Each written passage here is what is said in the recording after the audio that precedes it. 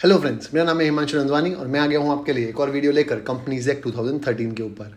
आज का जो वीडियो है वो एक और क्लॉज है मेमोरेंडम ऑफ एसोसिएशन जिसका नाम है ऑब्जेक्ट क्लॉज, उसके ऊपर है। आज के वीडियो में हम लोग सिर्फ और सिर्फ ऑब्जेक्ट क्लॉज क्या होता है, उसके फंक्शंस क्या होते हैं वो समझेंगे। उसका ऑल्ट्रेशन इस वीडियो में मैं कवर नहीं कर रहा हूँ। उसका ऑल्ट्रेशन अगर इस वीडियो में कवर करेंगे तो वीडियो एक्सेसिव लंबा बन जाएगा, इसलिए इस वीडियो में हम लोग सिर्फ और सिर्फ ऑब्जेक्ट क्लॉज का मीनिंग और उसके फंक्शन समझेंगे। तो सबसे पहले मैं लेमन टर्म्स में समझा देता हूँ ऑब्जेक्ट क्लॉज का मतलब क्या होता है।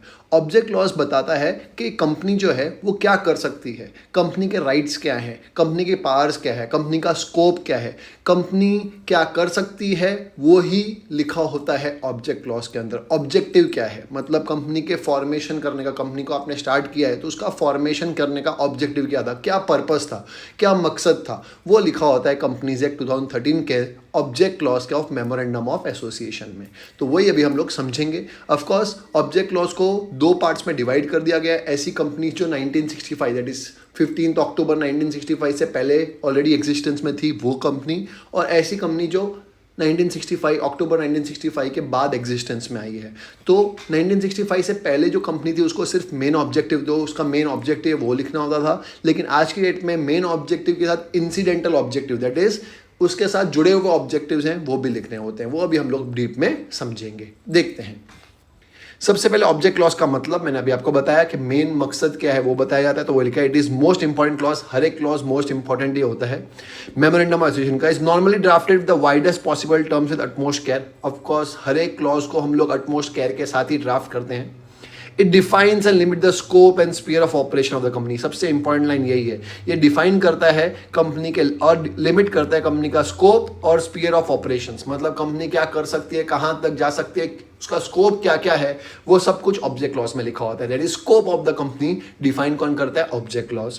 It explains the member the scope of his activity of the company and offer the protection of the funds. और कहां कहां पे फंड्स यूज होंगे, जो कंपनी के फंड्स आएंगे वो कहां कहां पे यूज होंगे, किन किन चीजों के लिए यूज होंगे, वो सब कुछ ऑब्जेक्ट क्लॉज में लिखा होता है। जैसे कि मैंने आपको बताया 1965 से पहले कुछ कंपनीज जो एग्जिस्टेंस में थी उसके लिए क्या है और उसके बाद क्या है, तो वो लिखा है in case of company existence immediately before 15 अक्टूबर 1965, कि 15 अक्टूबर 1965 से पहले जो ऑलरेडी कंपनी एग्जिस्टेंस में थी उनके मेमोरेंडम में क्या लिखा होगा, उनके मेमोरेंडम में क्या लिखा होगा, वो लिखा ऑब्जेक्ट ऑफ द कंपनी। सिर्फ और सिर्फ कंपनी का मेन ऑब्जेक्ट लिखा होता है, उनको इंसिडेंटल ऑब्जेक्टिव्स लिखने की जरूरत नहीं होती। उनके मेमोरेंडम में ऑब्जेक्ट क्लॉज के अंदर मेन ऑब्जेक्टिव लिखा होगा कि कंपनी का मेन ऑब्जेक्टिव क्या है।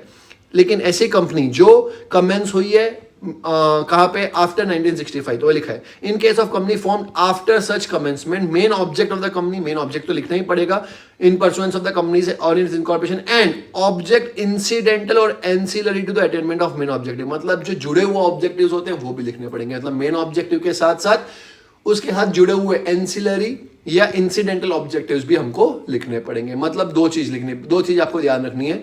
ऐसी कंपनी जो ऑलरेडी एग्जिस्टेंस में थी 15 अक्टूबर 1965 या उससे पहले, और ऐसी कंपनी जो 15 अक्टूबर 1965 के बाद इनकॉर्पोरेशन हुई या एग्जिस्टेंस में आई। तो ऐसी कंपनी जो ऑलरेडी एग्जिस्टेंस में थी 15 अक्टूबर 1965 से पहले, उसको सिर्फ और सिर्फ एक ही चीज लिखनी है, मेन ऑब्जेक्टिव। और ऐसी कंपनी जो 15 अक्टूबर 1965 के बाद एग्जिस्टेंस में आई, उसको दो चीज लिखनी है, मेन ऑब्जेक्टिव के साथ साथ इंसिडेंटल या एंसिलरी ऑब्जेक्टिव्स भी डिफाइन करना है object clause of memorandum of association के अंदर। अब बात करते हैं फंक्शंस ऑफ ऑब्जेक्ट क्लॉज, मतलब ये क्यों है। ऑब्जेक्ट क्लॉज की इंपॉर्टेंस समझ लो, फंक्शंस बोल लो, कुछ भी बोल लो।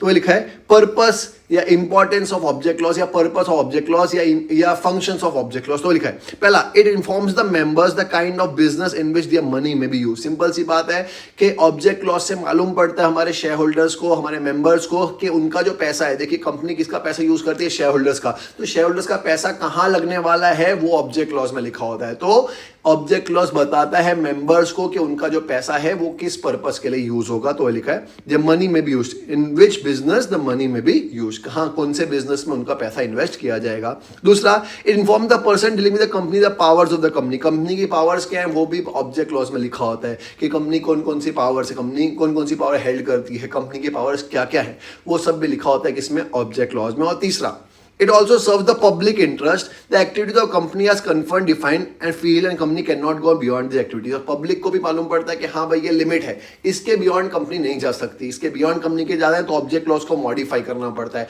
तो वो लिखा है वो बाउंड्रीज भी बता देती है कि हाँ ये कंपनी के बाउंड्रीज है, इन बाउंड्रीज के बियॉन्ड कंपनी नहीं जा सकती, कोई काम नहीं कर सकती जो उसके ऑब्जेक्ट क्लॉज में लिखा हुआ नहीं है। तो वो भी तीसरा पर्पस है ऑब्जेक्ट क्लॉज का। तो तीन पर्पस होते हैं ऑब्जेक्ट क्लॉज के। पहला कि शेयर होल्डर्स को मालूम पड़े कि उनका पैसा कहाँ इन्वेस्ट किया जा रहा है, कौन से बिजनेस में इन्वेस्ट किया जा रहा है। दूसरा, ताकि कंपनी को जो भी कंपनी का डील करे उनको मालूम पड़े कि कंपनी की पावर्स क्या है, पावर्स ऑफ द कंपनी। और तीसरा, बाउंड्री सेट की जाती है ऑब्जेक्ट क्लॉज में कि हाँ इसके बियॉन्ड कंपनीज नहीं काम कर सकती, इस बाउंड्री के बियॉन्ड कंपनी नहीं जा सकती, तो वो बाउंड्री भी ऑब्जेक्ट क्लॉज ही सेट करता है।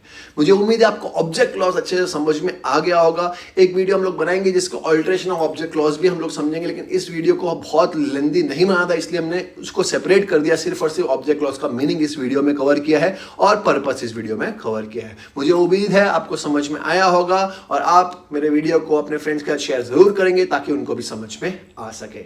अगर आपने मेरा चैनल सब्सक्राइब नहीं किया तो प्लीज सब्सक्राइब जरूर कर दीजिएगा। मिलते हैं नेक्स्ट वीडियो में नए टॉपिक के साथ। बाय।